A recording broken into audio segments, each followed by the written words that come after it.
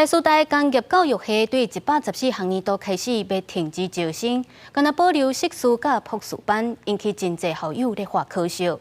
校方强调，工教系招生名额会转予科工学院其他学系，而且工教系现有的学生要一直留咧读到毕业，也是要转系拢总无问题。不过，这停招的计划也是要等教育部核定通过。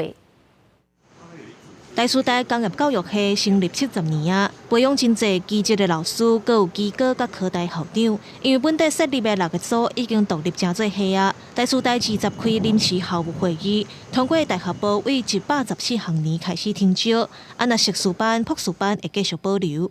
我们希望就是在研究所的部分，可以多做一些跟技职教育相关的专业研究跟教学。有一寡校友是感觉真可惜，认为应该爱保留转型。不过，学校强调讲，工教系不是消失啊，是时间到啊，改变角色。若去问科工学院的学生，有学生是烦恼讲，以后大学部就收啊，研究所的学生是要为倒位找。它主要的生源不是来自大学部，那另当别论。那如果说是来自大学部呢，是不是算慢性的？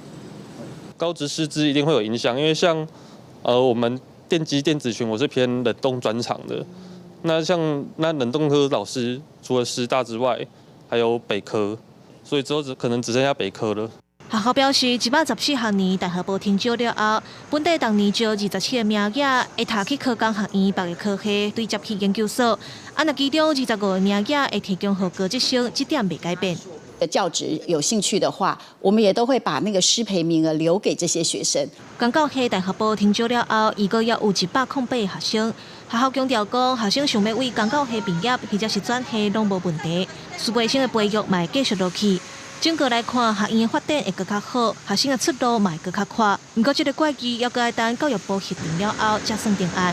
记者林巧慧、曾志成报道。